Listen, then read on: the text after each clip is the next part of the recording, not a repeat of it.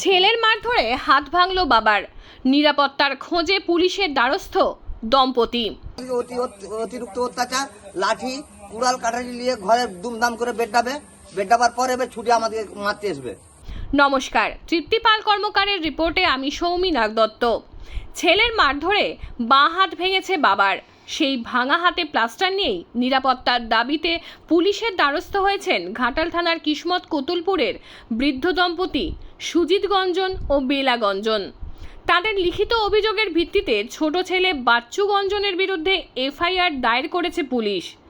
64 বছরের দিনমজুর সুজিতবাবু জানান, নেশার টাকার জন্য ছোট ছেলে তাদের জমানো 2300 টাকা চুরি করে। এর প্রতিবাদ করতে গেলেই বাবা মায়ের ওপর চড়াও হয়ে সে বেধড়ক মারধর করে, যার জেরে সুজিতবাবুর হাত ভেঙে যায়।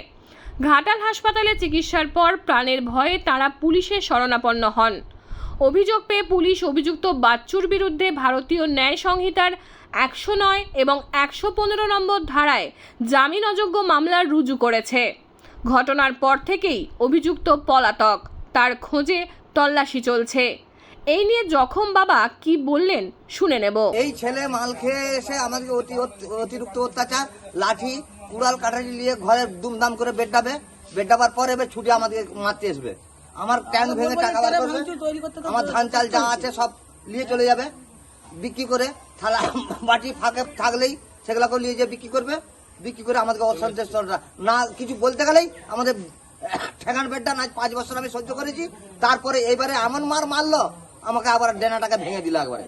অতিরিক্ত আমরা তো মা বাবা অতিরিক্ত আর সহ্য করতে পারছি না, আমাদের বয়স হয়ে গেছে, যার জন্য আমি আইনের প্রশাসন। এই যে পাড়ায় ভাই ভাগারি ছেলে মেয়েরা সব আছে, তাদেরকে ডাকলে তারা বলবে সবার জন্য কি আমরা তোমাদের জন্য কি আমরাও কি জেলে জড়িয়ে মরবো, আমরা কেস কাটতে পারবো না, তোমরা পুলিশ ডাকো, পুলিশের হাতে ওকে তুলে দাও, আমরা সাক্ষী দেবো।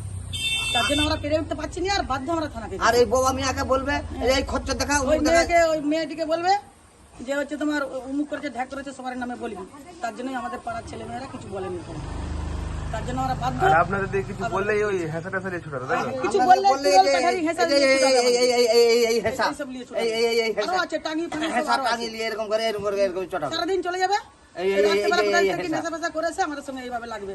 আমরা কষ্ট করে স্বামী স্ত্রী দুজনে একটু খেটে লুটে লোকের জমি জায়গা বন্ধক ছন্দ রেখে আমরা খেটে লুটে ধান চাল তুলে রাখবো, তাকে পর্যন্ত চুরি করে রাত্রেবেলা নিজে বিক্রি করবে।